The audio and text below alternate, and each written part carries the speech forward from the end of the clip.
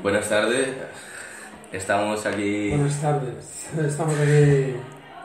¡Agustito! No me escucho todo esto, tío. Buenas tardes, estamos aquí en una entrevista a nuestro profesor Josep Guimerà, catedrático en filosofía.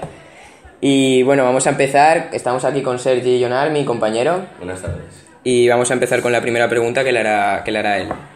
Bueno, aunque parezca que la economía no tiene relación aparente con la ética y la moral, hemos comprobado que con el paso del tiempo, pues estos dos conceptos, como digo... Tío, esta pregunta está mal. Sí, tío. No, lo que pasa es que con el paso del tiempo hemos Tomás comprobado Manchaca. que existe una relación cercana entre esos dos conceptos, como dijo Tomás Manchaca, que mola machaca. Profesor de economía. Profesor de economía. ¿Qué importancia tiene la ética sobre la economía? ¿Y crees que se puede una persona íntegra y ética cuando el interés es la meta? ¿Crees que se puede ser una persona íntegra y ética cuando el interés es la meta más importante? ¿Y por qué? Bueno, no. La ética y la economía tienen mucha importancia en la medida en que a través de la actividad económica es como se configura el mundo. El mundo es lo que, en definitiva, las relaciones económicas producen. Desde una visión un poco contemporánea podemos asegurar que los individuos somos productos sociales, ¿no? Y en definitiva no es que nazcamos pobres, miserables, ignorantes y enfermos, sino que se nos produce, llegamos a este nivel porque nacemos en alguna parte de un sistema cada vez más globalizado y visiblemente globalizado, ¿no? Con respecto a la segunda pregunta, ¿se puede ser una persona íntegra y ética cuando el interés es la meta más importante? Hombre, responder taxativamente a la cuestión es un poco difícil, pero yo diría que no. Si primas el interés por encima de cualquier otra cuestión, eres un individuo que prima el interés por encima de cualquier otra cuestión. No hay peros, pueden haber grandes elucubraciones al respecto que personas pueden hacer sobre sí mismas, ¿no? Hablando de sí mismas, tirándose buenos piropos y tal, pero en definitiva lo que teóricamente, como funcionamos teniendo una jerarquía de valores, si el bien está en lo más alto de tu pirámide, de tu jerarquía, el resto importa menos. Por tanto, seguramente frente a contradicciones que se darán en tu quehacer económico, tú primarás siempre por quedarte con la parte gorda del pastel. Y eso, ya está. Muy bien, vamos a pasar a la segunda pregunta. Sobre el tema que hemos hablado en la primera pregunta, nos sugiere una inmediata relación con dos hombres, que son Cicerón y Séneca, y también con Roma. En esta filosofía adquiere particulares en virtud de la mentalidad romana, esencialmente práctica del estoicismo. Se impuso entre la intelectualidad romana, en especial entre los jurisconsultos. ¿Puedes nombrar las ideas principales en cuanto a la economía y los lujos según Séneca? Sí, bueno, sería un poco extenso. En definitiva, el estoicismo, el pretendido estoicismo de Cicerón y Séneca es un poco como algo así como ser del Barça, ¿no? Es decir, que ellos eran estoicos, pero también eran más cosas, ¿no? En concreto, Séneca era una persona bastante contradictoria, ¿no? Era un tacañuelo del copón. Es decir, que llegó a acumular una fortuna inmensa. Pero lo que pasa es que él vivía frugalmente. Es decir, él era capaz de servir acelgas de cena cuando lo normal era una gran orgía.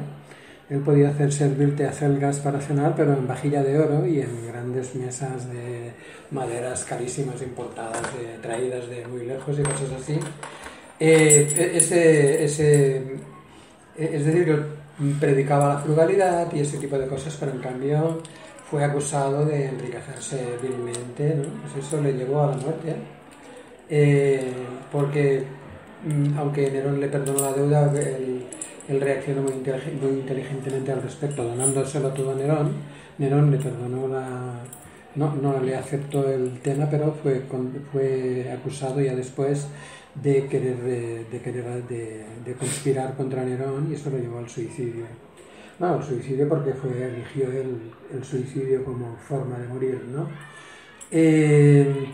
Es decir, que por una parte él predicaba, en su última época sobre todo, sí que estuvo reflexionando más sobre el concepto de bien, o qué es un bien o algo así, y sí que decía cosas interesantísimas, muy al estilo del estoicismo, ¿no? De la frugalidad estoica y ese tipo de cosas, pero en definitiva no predicó demasiado por ejemplo.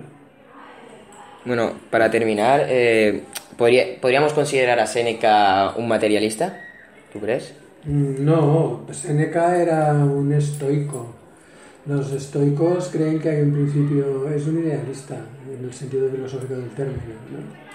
Ellos creen que hay todo, sería difícil establecer su materialismo, su idealismo, porque en definitiva los estoicos de lo que hablan es de un ciclo cósmico que se reproduce eternamente, ¿no? Una especie de eterno retorno hacia la epirosis, ¿no? Hacia la conflagración universal de la cual surge todo. De alguna manera no existe la libertad porque siempre estamos repitiendo el mismo ciclo.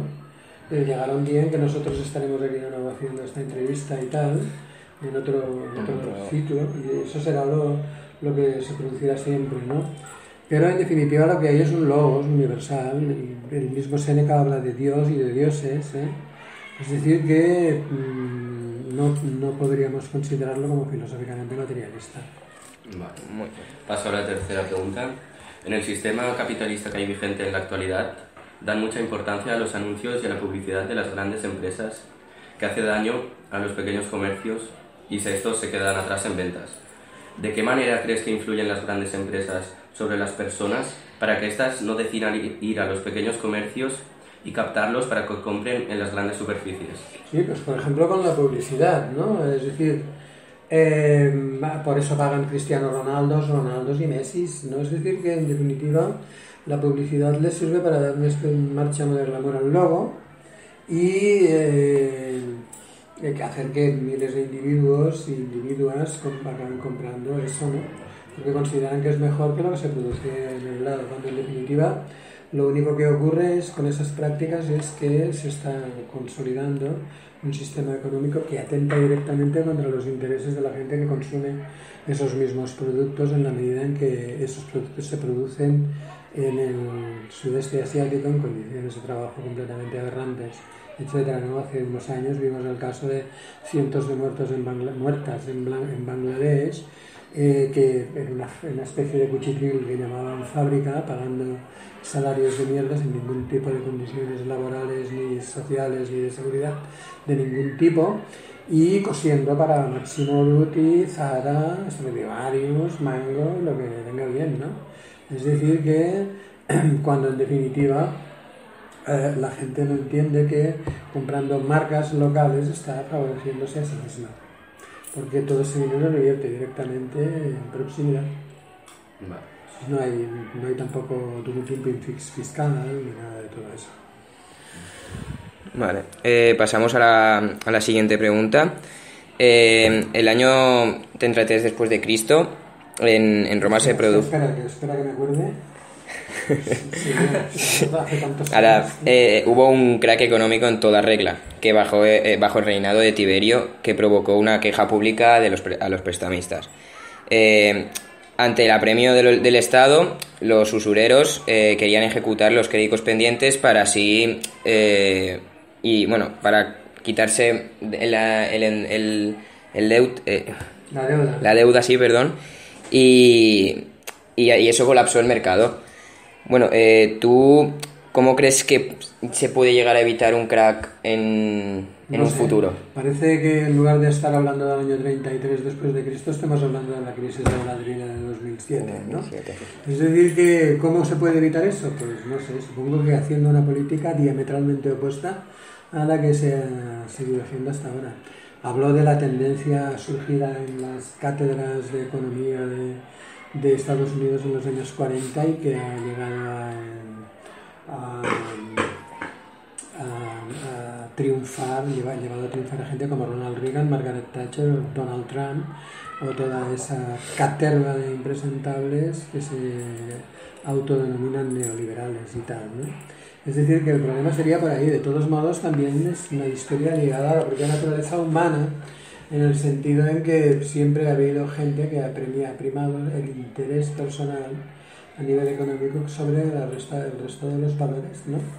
Si en términos históricos hablamos de burbujas, podemos recordar burbujas tan estúpidas como la del tulipán del siglo XVII en Holanda, etcétera, ¿no? Llegaron a pagar fortunas por un bulbo de tulipán, ¿no? Como funcionaba y tal, ¿no? Era una inversión segura, y al final cuando hubo un tipo que dijo, pero estáis locos, ¿cómo vamos a pagar 2 casas por un bulbo de tulipán, ¿no? Se hundió el mercado, se pinchó la burbuja y se quedó una cantidad de ruinas enorme.